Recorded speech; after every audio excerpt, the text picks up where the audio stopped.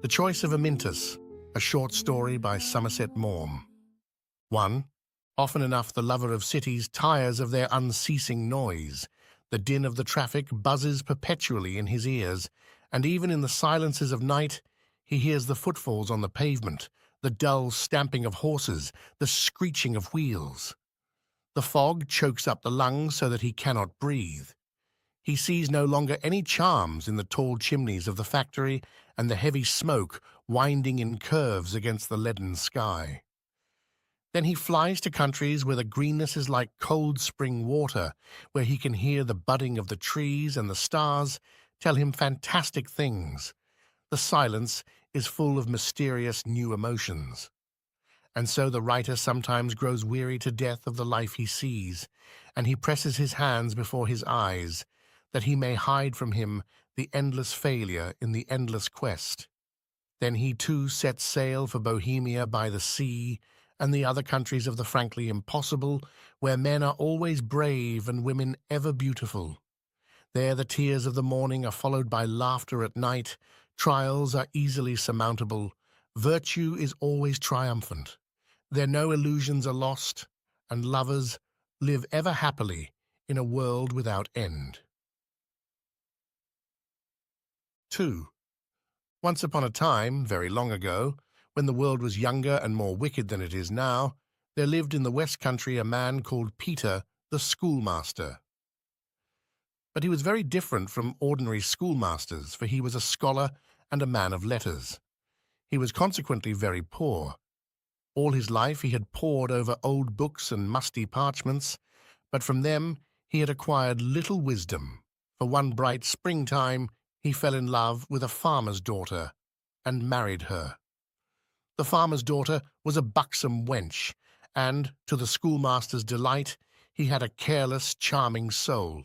She presented him, in course of time, with a round dozen of sturdy children. Peter compared himself with Priam of Troy, with Jacob, with King Solomon of Israel, and with Queen Anne of England. Peter wrote a Latin ode to each offspring in turn, which he recited to the assembled multitude when the midwife put into his arms for the first time the new arrival. There was great rejoicing over the birth of every one of the 12 children, but, as was most proper in a land of primogeniture, the chiefest joy was the firstborn. And to him Peter wrote an Horatian ode, which was 2 stanzas longer than the longest Horace ever wrote. Peter vowed that no infant had ever been given the world's greeting in so magnificent a manner. Certainly he had never himself surpassed that first essay. As he told the parson to write 12 odes on paternity, 12 greetings to the newborn soul, is a severe tax even on the most fertile imagination. But the object of all this eloquence was the cause of the first and only quarrel between the gentle schoolmaster and his spouse. For the learned man had dug out of one of his old books the name of Amyntas, and Amyntas he vowed should be the name of his son. So with that trisyllable he finished every stanza of his ode. His wife threw her head back and, putting her hands on her hips, stood with arms akimbo. She said that never in all her born days had she heard of anyone being called by such a name, which was more fit for a heathen idol than for a plain, straightforward member of the church by law established. In its stead, she suggested that the boy be called Peter after his father, or John after hers. The gentle schoolmaster was in the habit of giving way to his wife in all things, and it may be surmised that this was the reason why the pair had lived in happiest concord. But now he was firm. He said it was impossible to call the boy by any other name than Amyntas. "The name is necessary to the metre of my ode," he said. "It is its very life. How can I finish my stanzas with Petrus or Johannes? I would sooner die." His wife did not think the ode mattered a rap. Peter turned pale with emotion. He could scarcely express himself. "Every mother in England has had a child. Children have been born since the days of Cain and Abel, thicker than the sands of the sea. What is a child? But an ode, my ode. A child is but an ordinary product of man and woman, but a poem is a divine product of the muses. My poem is sacred. It shall not be defiled by any Petrus or Johannes. Let my house fall about my head. Let my household gods be scattered abroad. Let the fates with their serpent hair render desolate my hearth. But do not rob me of my verse. I would sooner lose the light of my eyes than the light of my verse. Ah, let me wander through the land like Homer, sightless, homeless. Let me beg my bread from door to door, and I will sing the ode to Amyntas. He said all this with so much feeling that Mrs. Peter began to cry, and with her apron up to her eyes, said that she didn't want him to go blind. But even if he did, he should never want, for she would work herself to the bone to keep him. Peter waved his hand in tragic deprecation. No, he would beg his bread from door to door. He would sleep by the roadside in the bitter winter night. Now the parson was present during this colloquy, and he proposed an arrangement, and finally it was settled that Peter should have his way in this case, but that Mrs. Peter should have the naming of all subsequent additions to the family. So, of the rest, one was called Peter, and one was called John, and there was a Mary, and a Jane, and a Sarah. But the eldest, according to agreement, was christened Amyntas, although to her dying day, notwithstanding the parson's assurances, the mother was convinced in her heart of hearts that the name was papistical, and not fit for a plain, straightforward member of the church, by law established. 3. Now it was as clear as a pikestaff to Peter the Schoolmaster that a person called Amyntas could not go through the world like any other ordinary being, so he devoted particular care to his son's education, teaching him, which was the way of schoolmasters then as now, very many entirely useless things, and nothing that could be to him of the slightest service in earning his bread and butter. But 12 children cannot be brought up on limpid air, and there were often difficulties when new boots were wanted. Sometimes, indeed, there were difficulties when bread and meat and puddings were wanted. Such things did not affect Peter. He felt not the pangs of hunger as he read his books, and he vastly preferred to use the white and the yolk of an egg in the restoration of an old leather binding than to have it solemnly cooked and thrust into his belly. What cared he for the rantings of his wife and the crying of the children when he could wander in imagination on Mount Ida, clad only in his beauty, and the 3 goddesses came to him promising wonderful things? He was a tall, lean man with thin, white hair and blue eyes, but his wrinkled cheeks were still rosy. Incessant snuff-taking had given a special character to his nose. And sometimes, taking upon him the spirit of Catullus, he wrote verses to Lesbia, or, beneath the breastplate of Marcus Aurelius, he felt his heart beat bravely as he marched against the barbarians. He was Launcelot, and he made charming speeches to Guinevere as he kissed her long white hand. But now and then, the clamour of the outer world became too strong, and he had to face seriously the question of his children's appetite. It was on one of these occasions that the schoolmaster called his son to his study and said to him, "Amyntas, you are now 18 years of age. I have taught you all I know, and you have profited by my teaching. You know Greek and Latin as well as I do myself. You are well acquainted with Horace and Tully. You have read Homer and Aristotle, and added to this, you can read the Bible in the original Hebrew. That is to say, you have all knowledge at your fingers' ends, and you are prepared to go forth and conquer the world. Your mother will make a bundle of your clothes. I will give you my blessing and a guinea, and you can start tomorrow." Then he returned to his study of an oration of Isocrates. Amyntas was thunderstruck. "But, father, where am I to go?" The schoolmaster raised his head in surprise, looking at his son over the top of his spectacles. "My son," he said with a wave of the arm, "my son, you have the world before you, is that not enough? Yes, father, said Amyntas, who thought it was a great deal too much. But what am I to do? I can't get very far on a guinea. Amyntas, answered Peter, rising from his chair with great dignity, have you profited so ill by the examples of antiquity which you have had placed before you from your earliest years? Do you not know that riches consist in an equal mind, and happiness in golden mediocrity? Did the wise Odysseus quail before the unknown because he had only a guinea in his pocket? Shame on the heart that doubts. Leave me, my son, and make ready. Amyntas, very crestfallen, left the room and went to his mother to acquaint her with the occurrence. She was occupied in the performance of the family's toilet. Well, my boy, she said, as she scrubbed the face of the last but one, it's about time that you set about doing something to earn your living, I must say. Now, if instead of learning all this popish stuff about Greek and Latin and Lord knows what, you'd learnt to milk a cow or groom a horse, you'd be as right as a trivet now. Well, I'll put you up a few things in a bundle, as your father says, and you can start early tomorrow morning. Now then, darling, she added, turning to her Benjamin, come and have your face washed. There's a dear. 4. Amyntas scratched his head, and presently an inspiration came to him.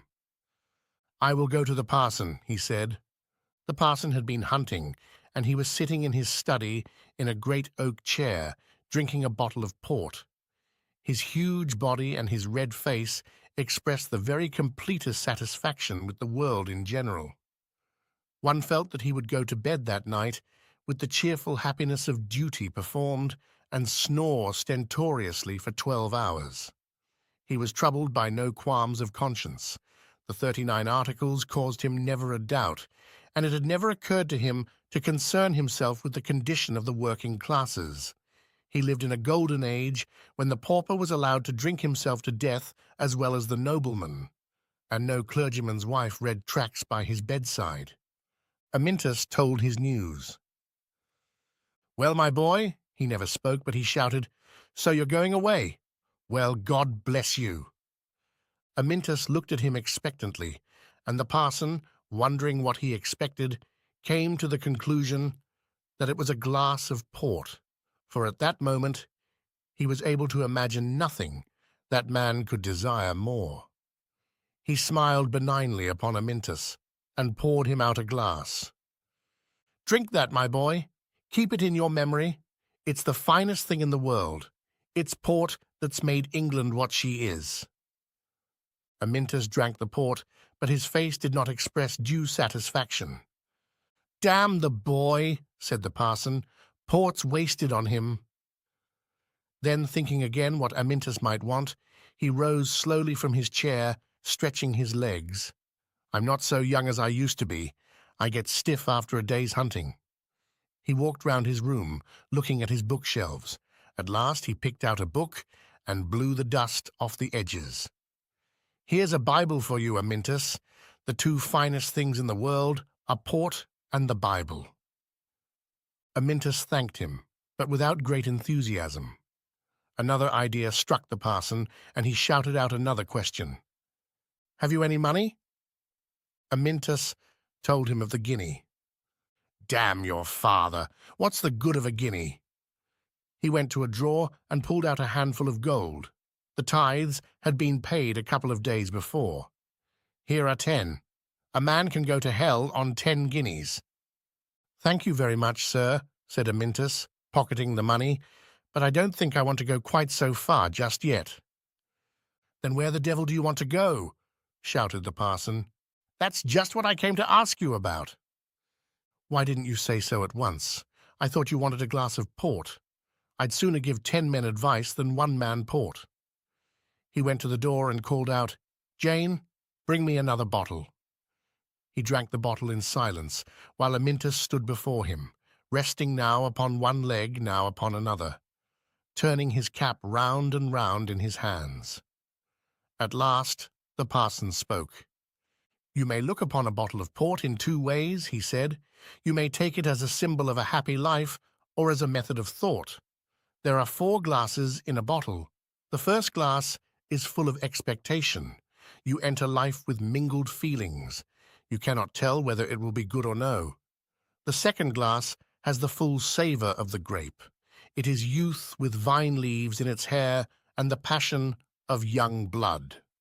The third glass is void of emotion. It is grave and calm like middle age. Drink it slowly. You are in full possession of yourself, and it will not come again. The fourth glass has the sadness of death and the bitter sweetness of retrospect. He paused a moment for Amyntas to weigh his words. But a bottle of port is a better method of thought than any taught by the schoolmen. The first glass is that of contemplation. I think of your case. The second is apprehension. An idea occurs to me. The third is elaboration. I examine the idea and weigh the pros and cons. The fourth is realization. And here I give you the completed scheme. Look at this letter. It is from my old friend Van Tiefel, a Dutch merchant who lives at Cadiz, asking for an English clerk. One of his ships is sailing from Plymouth next Sunday, and it will put in at Cadiz on the way to Turkey. Amyntas thought the project could have been formed without a bottle of port, but he was too discreet to say so, and heartily thanked the parson. The good man lived in a time when teetotalism had not ruined the clergy's nerves, and sanctity was not considered incompatible with a good digestion and common humanity. 5. Amyntas spent the evening bidding tender farewells to a round dozen of village beauties, whose susceptible hearts had not been proof against the brown eyes and the dimples of the youth. There was indeed woe when he spread the news of his departure, and all those maiden eyes ran streams of salt tears as he bade them one by one good-bye, and though he squeezed their hands and kissed their lips, vowing them one and all the most unalterable fidelity, they were perfectly inconsolable. It is an interesting fact to notice that the instincts of the true hero are invariably polygamic. It was lucky for Amyntas that the parson had given him money, for his father, though he gave him a copy of the Ethics of Aristotle and his blessing, forgot the guinea. And Amyntas was too fearful of another reproach to remind him of it. Amyntas was up with the lark, and having eaten as largely as he could in his uncertainty of the future, made ready to start. The schoolmaster had retired to his study to conceal his agitation. He was sitting like Agamemnon with a dishcloth over his head, because he felt his face unable to express his emotion.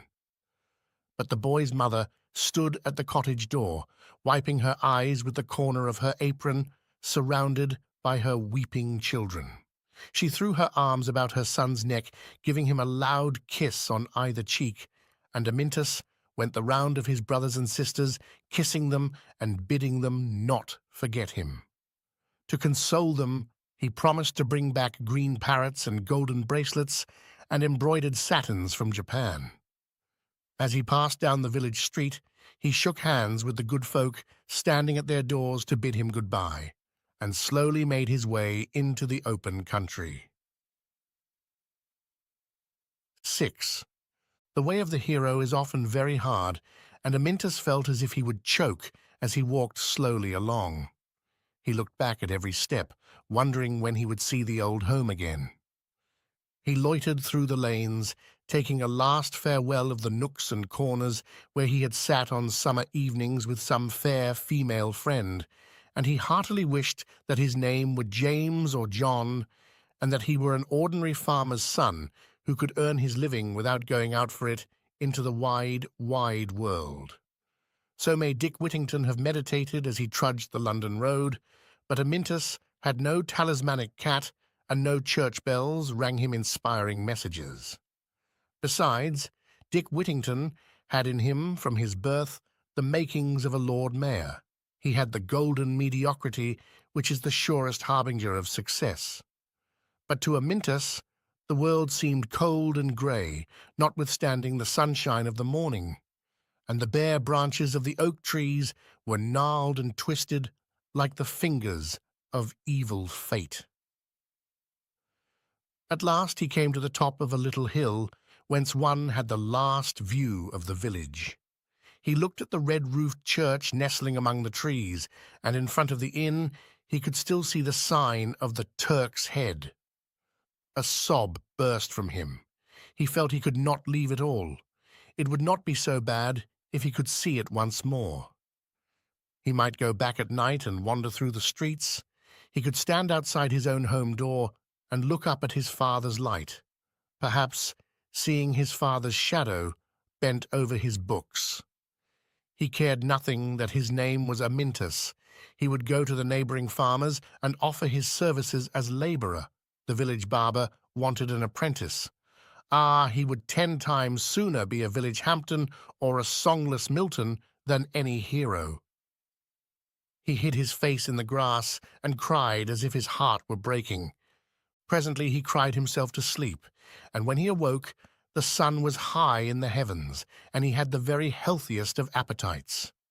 He repaired to a neighbouring inn and ordered bread and cheese and a pot of beer. Oh, mighty is the power of beer! Why am I not a poet, that I may stand with my hair dishevelled, one hand in my manly bosom and the other outstretched with splendid gesture, to proclaim the excellent beauty of beer? Avaunt, ye sallow teetotalers, ye manufacturers of lemonade, ye cocoa drinkers! You only see the sodden wretch who hangs about the public-house door in filthy slums, blinking his eyes in the glaze of electric light, shivering in his scanty rags. And you do not know the squalor and the terrible despair of hunger which he strives to forget. But above all, you do not know the glorious ale of the country, the golden brown ale, with its scent of green hops, its broad sense of the country.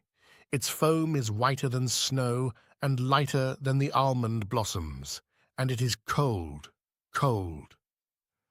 Amyntas drank his beer, and he sighed with great content. The sun shone hopefully upon him now, and the birds twittered all sorts of inspiring things. Still in his mouth was the delightful bitterness of the hops. He threw off care as a mantle, and he stepped forward with joyful heart. Spain was a wild country, the land of the grave hidalgo and the haughty princess. He felt in his strong right arm the power to fight and kill and conquer. Black-bearded villains should capture beautiful maidens on purpose for him to rescue. Van Tiefel was but a stepping-stone. He was not made for the desk of a counting-house. No heights dazzled him.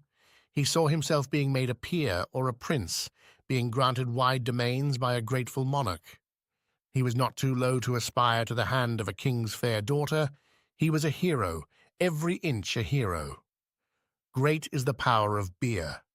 Avaunt, ye sallow teetotalers, ye manufacturers of lemonade, ye cocoa drinkers! At night he slept on a haystack with the blue sky star-bespangled for his only roof, and dreamed luxurious dreams. The milestones flew past one another as he strode along, 2 days, 3 days, 4 days. On the 5th, as he reached the summit of a little hill, he saw a great expanse of light shining in the distance, and the sea glittered before him like the bellies of innumerable little silver fishes. He went down the hill, up another, and thence saw Plymouth at his feet. The masts of the ships were like a great forest of leafless trees. He thanked his stars, for one's imagination is all very well for a while, and the thought of one's future prowess certainly shortens the time. But roads are hard, and hills are steep. One's legs grow tired, and one's feet grow sore. And things are not so rose-coloured at the end of a journey as at the beginning. Amyntas could not for ever keep thinking of beautiful princesses and feats of arms, and after the 2nd day he had exhausted every possible adventure. He had raised himself to the highest possible altitudes, and his aristocratic amours had had the most successful outcome. He sat down by a little stream that ran along the roadside and bathed his aching feet. He washed his face and hands. Starting down the hill, he made his way towards the town and entered the gate. 7. Amyntas discovered Captain Thorman of the good ship Calderon drinking rum punch in a tavern parlour. In those days, all men were heroic. He gave him the parson's letter. "Well, my boy," said the captain, after twice reading it, "I don't mind taking you to Cadiz. I dare say you'll be able to make yourself useful on board. What can you do?" "Please, sir," answered Amyntas, with some pride, "I know Latin and Greek. I am well acquainted with Horace and Tully. I have read Homer and Aristotle, and added to this, I can read the Bible in the original Hebrew." The captain looked at him. "If you talk to me like that," he said, "I'll shy my glass at your head." He shook with rage, and the redness of his nose emitted lightning sparks of indignation. When he had recovered his speech, he asked Amyntas why he stood there like an owl, and told him to get on board. Amyntas bowed himself meekly out of the room, went down to the harbour, and bearing in mind what he had heard of the extreme wickedness of Plymouth, held tightly onto his money. He had been especially warned against the women who lure the unwary seaman into dark dens and rob him of money and life. But no adventure befell him, thanks chiefly to the swiftness of his heels. For when a young lady of prepossessing appearance came up to him and inquired after his health, affectionately putting her arm in his, he promptly took to his legs and fled. Amyntas was in luck's way, for it was not often that an English ship carried merchandise to Spain.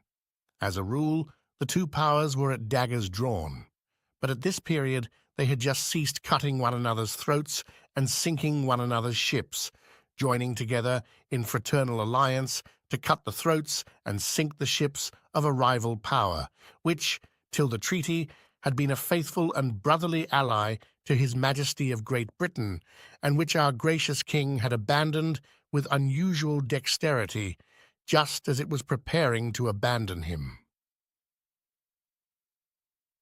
As Amyntas stood on the deck of the ship and saw the grey cliffs of Albion disappear into the sea, he felt the emotions and sentiments which inevitably come to the patriotic Englishman who leaves his native shore. His melancholy became almost unbearable as the ship, getting out into the open sea, began to roll, and he drank to the dregs the bitter cup of leaving England, home, beauty, and terra firma. He went below, and climbing painfully into his hammock, gave himself over to misery and mal de mer.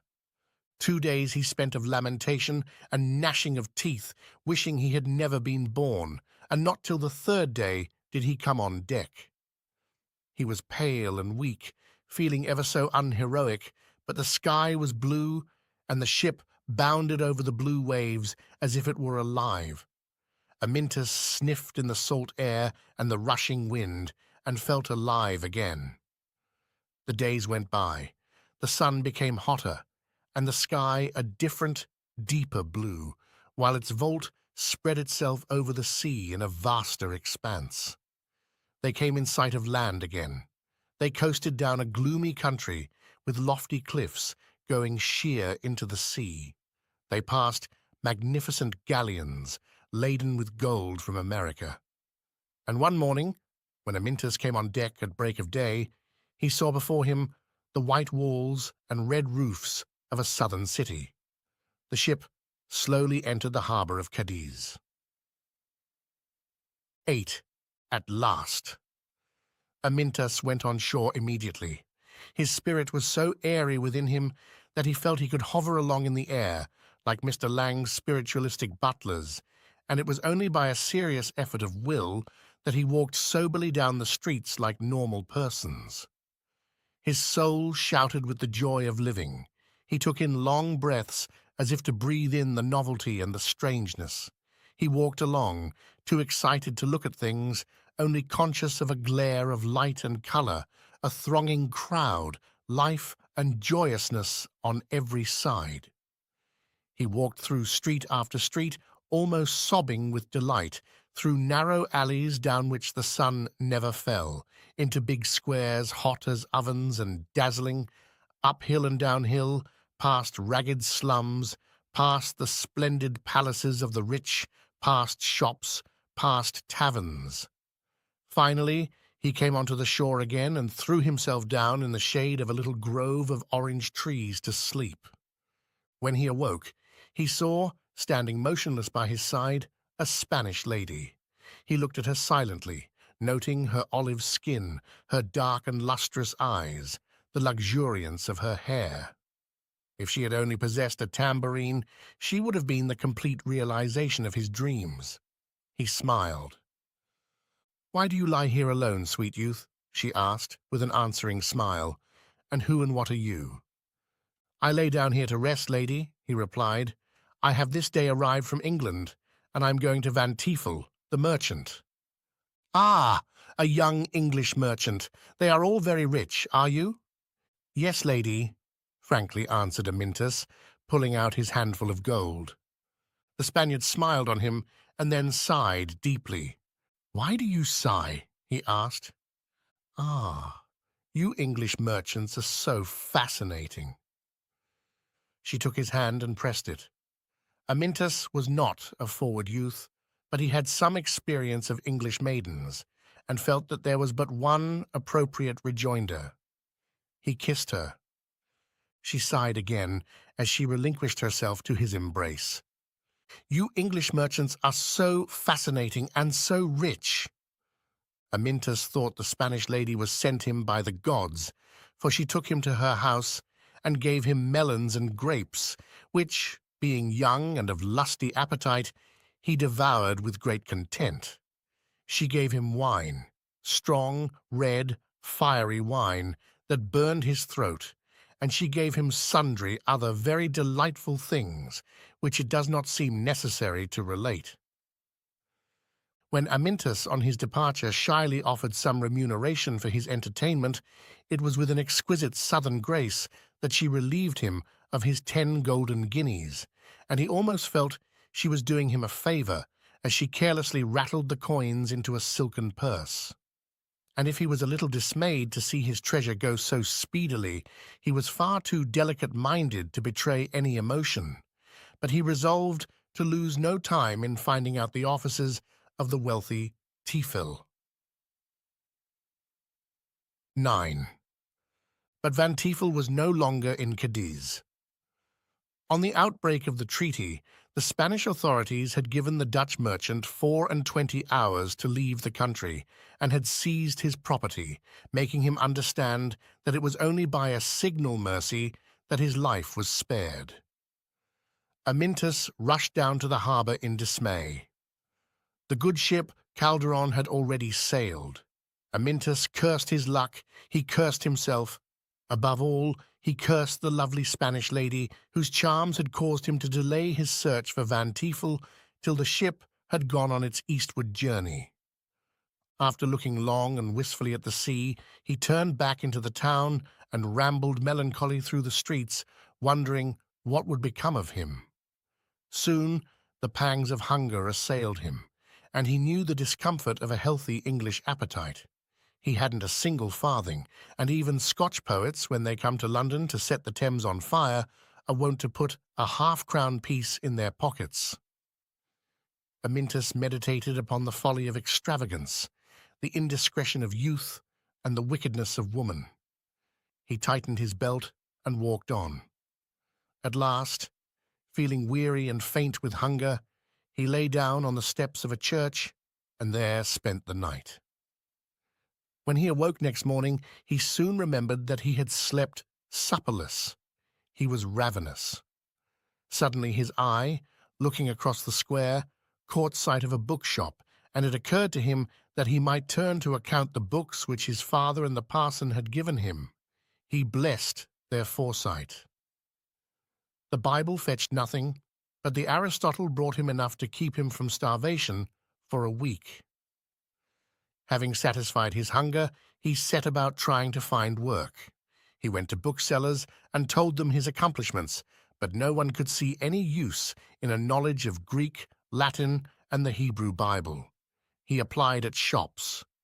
Growing bolder with necessity, he went into merchants' offices and to great men's porters, but all with great civility, sent him about his business, and poor Amyntas was no more able to get work than nowadays a professional tramp or the secretary of a trades union.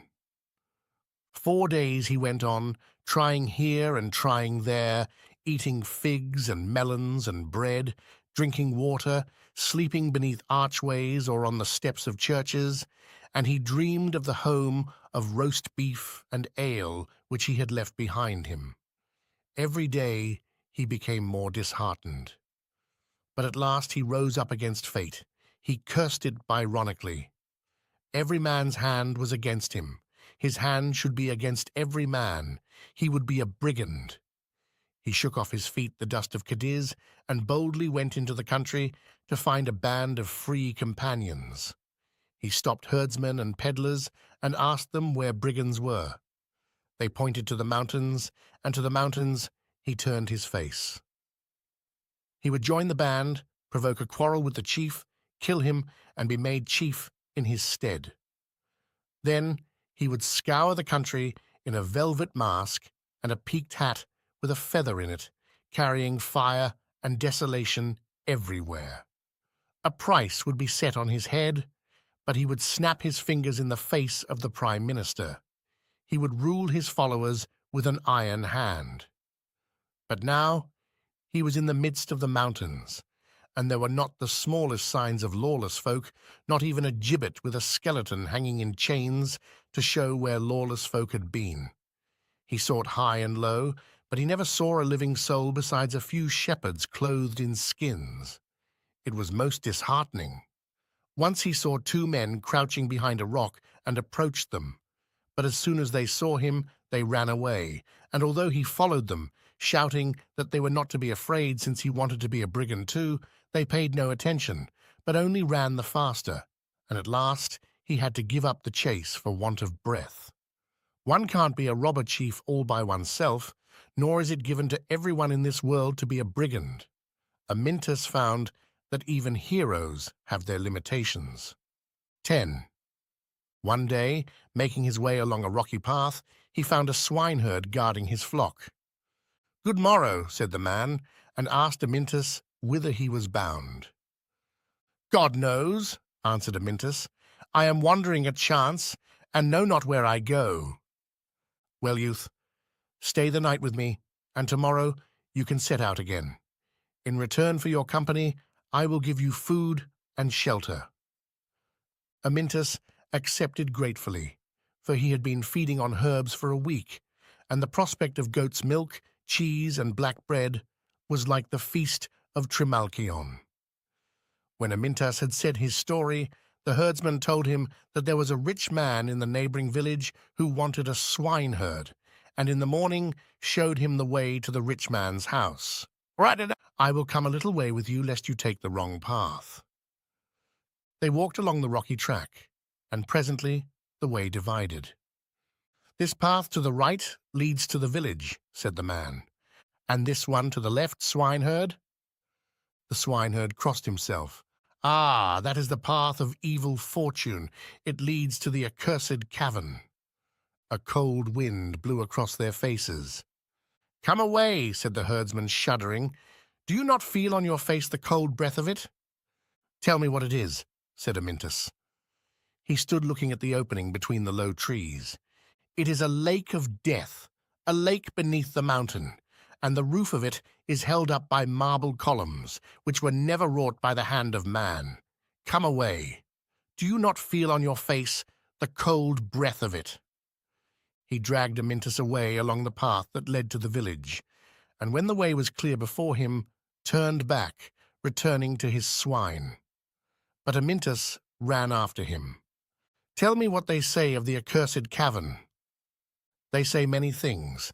Some say it is a treasure house of the Moors, where they have left their wealth. Some say it is an entrance to the enchanted land. Some say it is an entrance to hell itself. Venturous men have gone in to discover the terrible secret, but none has returned to tell it." Amyntas wandered slowly towards the village. Were his dreams to end in the herding of swine? What was this cavern of which the herdsman spoke?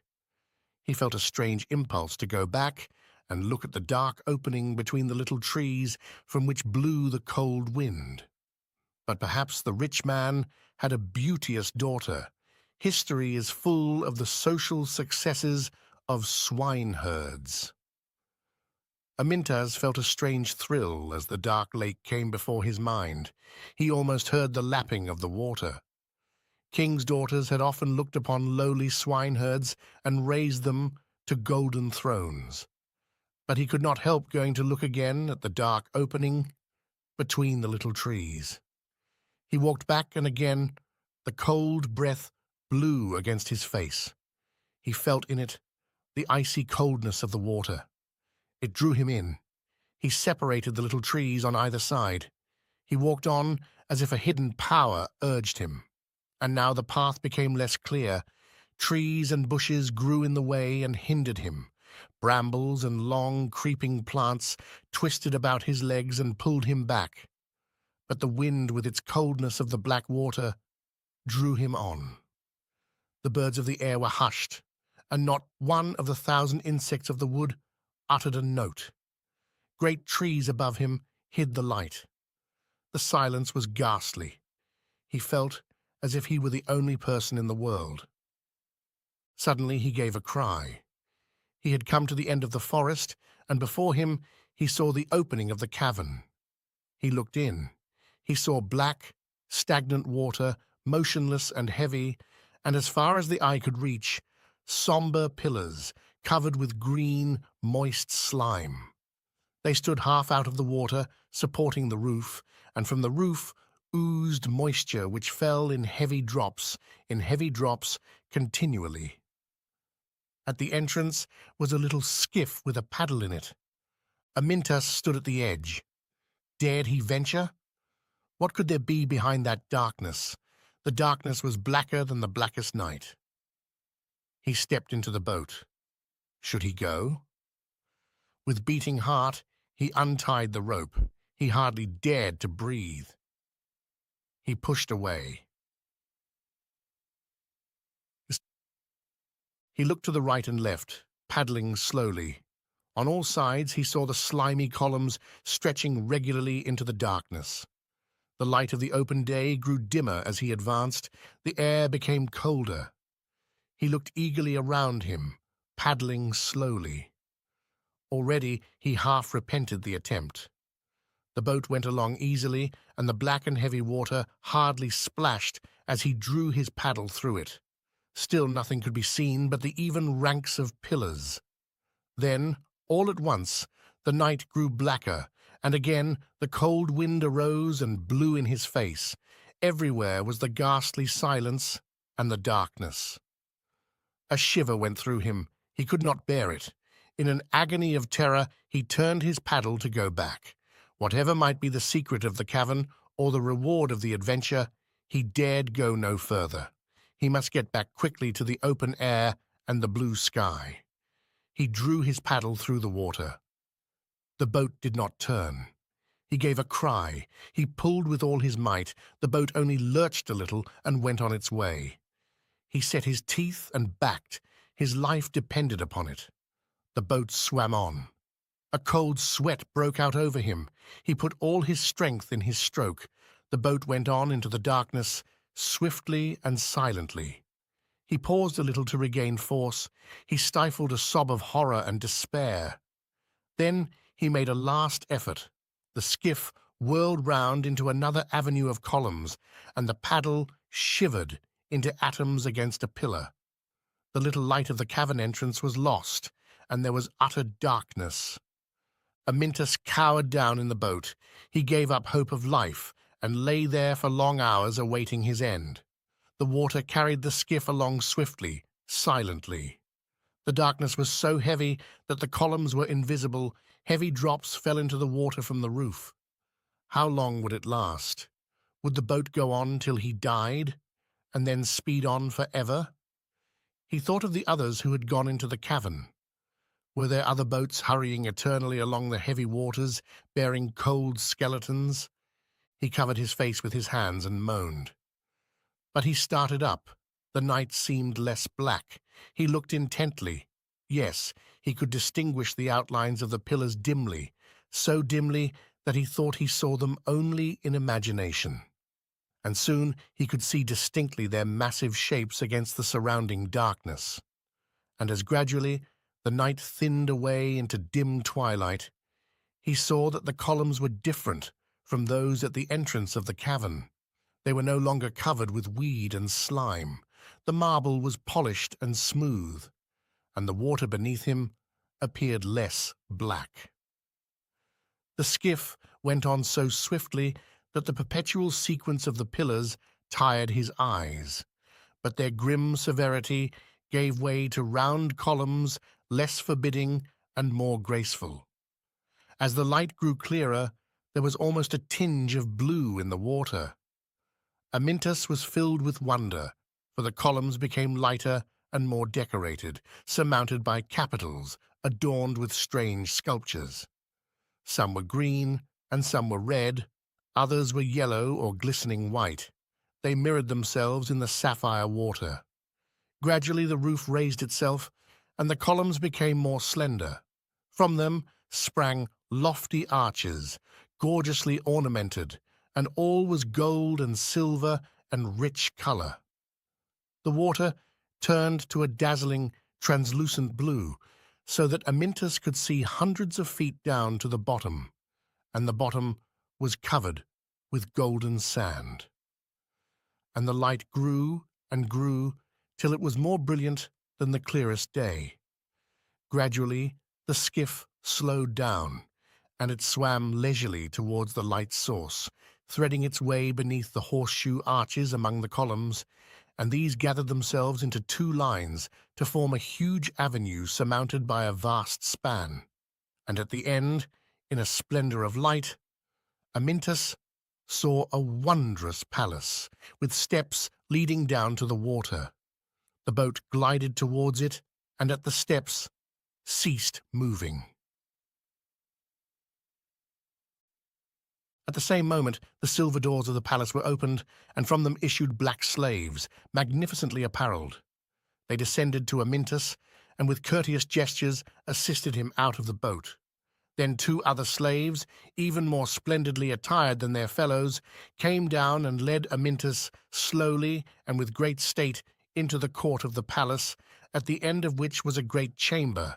Into this they motioned the youth to enter. They made him the lowest possible bows and retired, letting a curtain fall over the doorway. But immediately the curtain was raised, and other slaves came in, bearing gorgeous robes and all kinds of necessaries for the toilet. With much ceremony, they proceeded to bathe and scent the fortunate creature. They polished and dyed his fingernails, they penciled his eyebrows and faintly darkened his long eyelashes. They put precious balsam on his hair. Then they clothed him in silken robes glittering with gold and silver. They put the daintiest red morocco shoes on his feet, a jeweled chain about his neck, rings on his fingers, and in his turban a rich diamond. Finally, they placed before him a gigantic mirror and left him. Everything had been conducted in complete silence, and Amyntas throughout had preserved the most intense gravity. But when he was alone, he gave a little silent laugh of delight. It was obvious that at last he was to be rewarded according to his deserts. He looked at the rings on his fingers, resisting a desire to put one or two of them in his pocket in case of a future rainy day. Then, catching sight of himself in the mirror, he started. Was that really himself? How very delightful! He made sure that no one could see, and then began to make bows to himself in the mirror. He walked up and down the room, observing the stateliness of his gesture. He waved his hands in a lordly and patronizing fashion. He turned himself round to look at his back. He was very annoyed that he could not see his profile. He came to the conclusion that he looked every inch a king's son, and his inner consciousness told him that consequently the king's daughter could not be far off. But he would explore his palace. He girded his sword about him. It was a scimitar of beautiful workmanship, and the scabbard was encrusted with precious stones. From the court he passed into many wonderful rooms, one leading out of the other. There were rich carpets on the marble floors, and fountains played softly in the centre.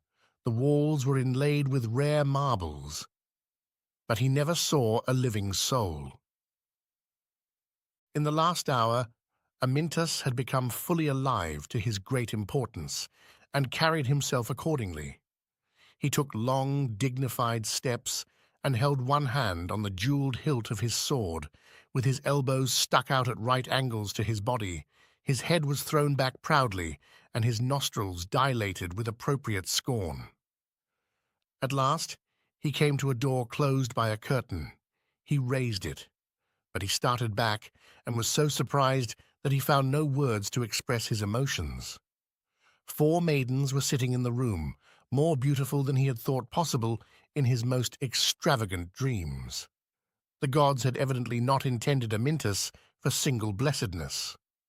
The young persons appeared not to have noticed him. 2 of them were seated on rugs, playing a languid game of chess. The others were lazily smoking cigarettes. "Mate," murmured one of the players. "Oh," sighed the other, yawning, "another game finished. That makes 5,023 games against your 5,079.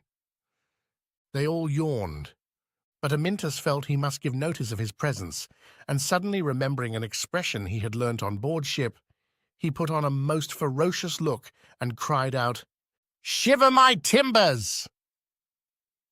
The maidens turned towards him with a little cry, but they quickly recovered themselves, and one of them came towards him. "You speak like a king's son, O youth," she said. There was a moment's hesitation, and the lady, with a smile, added, "O ardently expected one, you are a compendium of the 7 excellences." Then they all began to pay him compliments, each one capping the other's remark. "You have a face like the full moon, O youth. Your eyes are the eyes of the gazelle. Your walk is like the gait of the mountain partridge. Your chin is as an apple. Your cheeks are pomegranates." But Amyntas interrupted them. "For God's sake, madam," he said, "let us have no palavering. And if you love me, give me some victuals."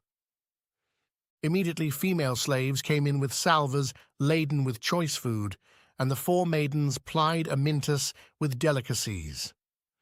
At the end of the repast, they sprinkled him with rosewater, and the eldest of them put a crown of roses on his hair.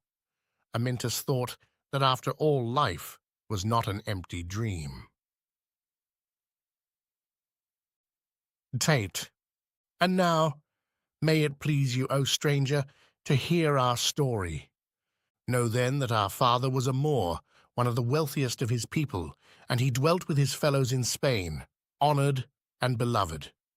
Now, when Allah, whose name be exalted, decreed that our nation should be driven from the country, he, unwilling to leave the land of his birth, built him, with the aid of magic arts, this palace.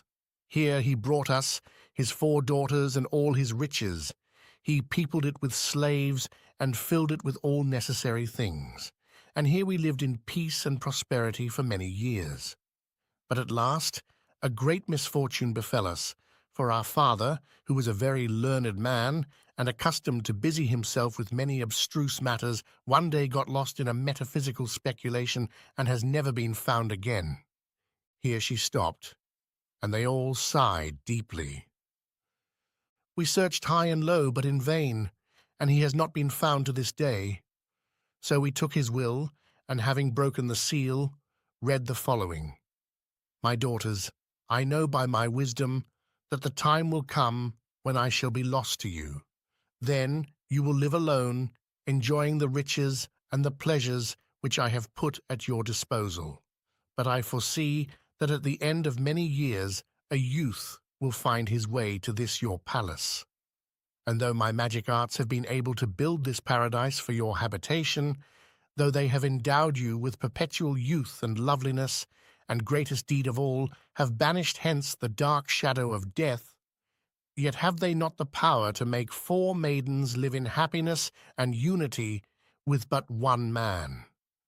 Therefore I have given unto each of you certain gifts, and of you four the youth shall choose one to be his love, and to him and her shall belong this palace, and all my riches, and all my power, while the remaining three shall leave everything here to these two, and depart hence for ever. Now, gentle youth, it is with you to choose which of us four you will have remain.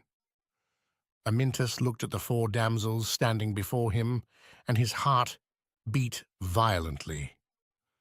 I, resumed the speaker, I am the eldest of the four, and it is my right to speak first. She stepped forward and stood alone in front of Amyntas. Her aspect was most queenly, her features beautiful and clear, her eyes proud and fiery, and masses of raven hair contrasted with the red flaming of her garments. With an imperious gesture, she flung back her hair and spoke thus. Know, youth, that the gift which my father gave me was the gift of war, and I have the power to make a great warrior of him whose love I am. I will make you a king, youth. You shall command mighty armies, and you shall lead them to battle on a prancing horse. Your enemies shall quail before your face, and at last you shall die no sluggard's death, but pierced by honorable wounds, and the field of battle shall be your deathbed. A nation shall mourn your loss, and your name shall go down famous to after ages. You are very beautiful, said Amyntas, but I am not so eager for warlike exploits as when I wandered through the green lanes of my native land. Let me hear the others. A second stepped forward. She was clad most gorgeously of all. A crown of diamonds was on her head, and her robes were of cloth of gold, sewn with rubies and emeralds and sapphires. The gift I have to give is wealth, riches, riches innumerable, riches greater than man can dream of. Do you want to be a king? The riches I can give will make you one. Do you want armies? Riches can procure them. Do you want victory? Riches can buy it. All these that my sister offers you can I with my riches give you, and more than that, for everything in the world can be got with riches, and you shall be all-powerful. Take me to be your love, and I will make you the Lord of Gold. Amyntas smiled. You forget, lady, that I am but 20. The third stepped forward. She was beautiful and pale and thoughtful. Her hair was yellow, like corn when the sun is shining on it, and her dress was green, like the young grass of the spring. She spoke without the animation of the others, mournfully rather than proudly, and she looked at Amyntas with melancholy eyes. I am the lady of art. All that is beautiful and good and wise is in my province. Live with me.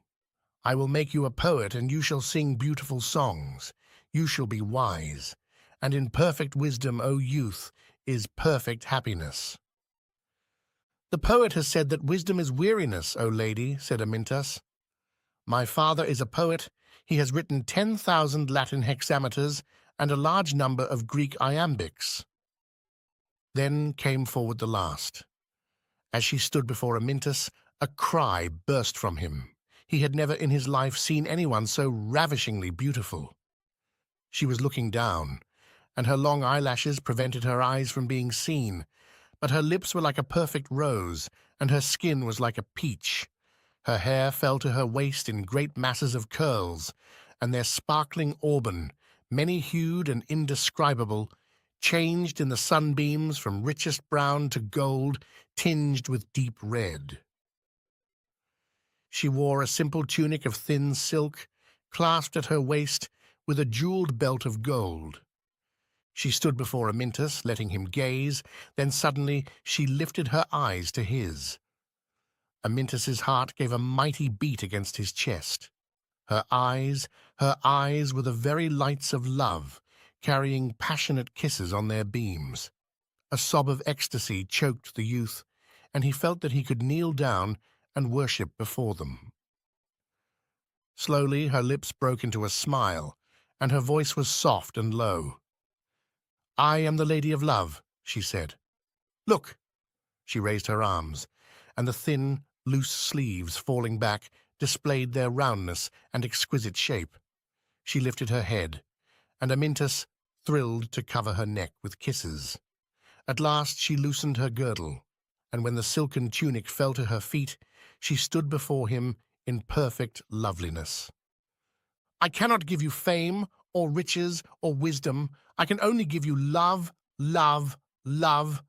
Oh, what an eternity of delight shall we enjoy in one another's arms. Come, my beloved, come." "Yes, I come, my darling."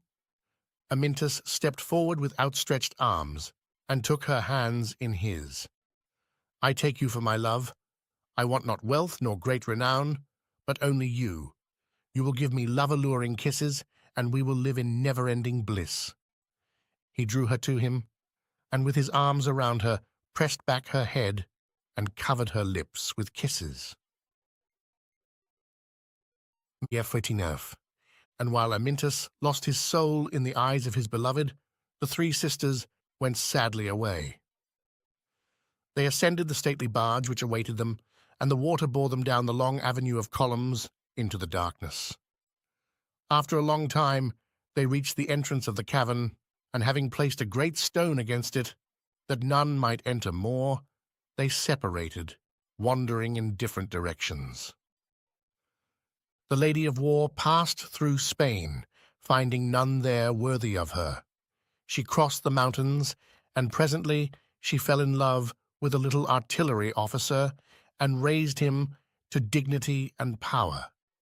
And together they ran through the lands, wasting and burning, making women widows and children orphans, ruthless, unsparing, caring for naught but the voluptuousness of blood. But she sickened of the man at last, and left him. Then the blood he had spilt rose up against him, and he was cast down and died an exile on a lonely isle. And now they say she dwells in the palaces of a youth with a withered hand. Together they rule a mighty empire, and their people cry out at the oppression. But the ruler heeds nothing but the burning kisses of his love. The Lady of Riches, too, passed out of Spain. But she was not content with one love, nor with 100. She gave her favors to the first comer, and everyone was welcome. She wandered carelessly through the world, but chiefly she loved an island in the north. And in its capital she has her palace, and the inhabitants of the isle have given themselves over, body and soul, to her domination. They pander and lie and cheat and forswear themselves. To gain her smile, they will shrink from no base deed, no meanness. And she, too, makes women widows and children orphans. But her subjects care not. They are fat and well content. The goddess smiles on them, and they are the richest in the world. The Lady of Art has not found an emperor nor a mighty people to be her lovers. She wanders lonely through the world. Now and then a youthful dreamer sees her in his sleep and devotes his life to her pursuit. But the way is hard, very hard. So he turns aside to worship at the throne of her sister of riches, and she repays him for the neglect he has suffered.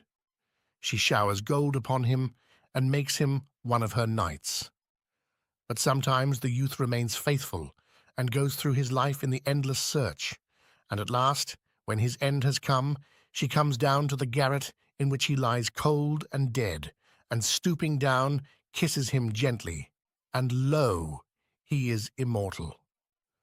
But as for Amyntas, when the sisters had retired, he again took his bride in his arms and covered her lips with kisses, and she, putting her arms round his neck, said with a smile, "I have waited for you so long, my love, so long."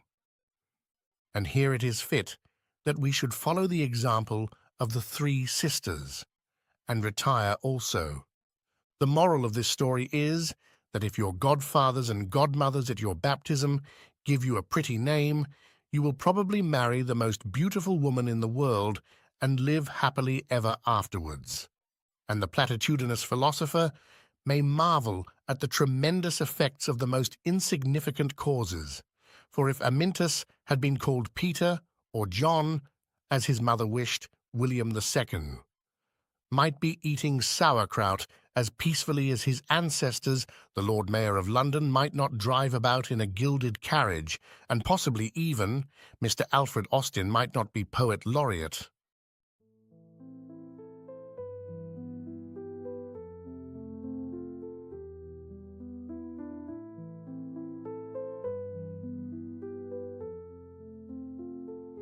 In the mornings we'd gather beneath ancient oaks. The school bell would echo through fog and smoke.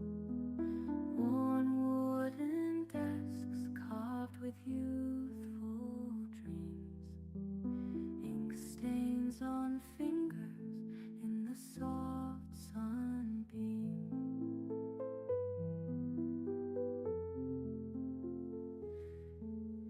Teachers with patience and wisdom so deep. In lessons of history, our young minds they'd keep. Maps of the world on the walls we would see. In dusty classrooms, we'd yearn to be free. Oh, the old school days, they whisper to me on cobblestone roads where our laughter ran free. In Europe's embrace, where time gently swayed, memories linger of those carefree days. Recess with hopscotch and marbles in hand. Girls in white dresses, boys strong and grand. Lunches of bread and a sweet secret treat.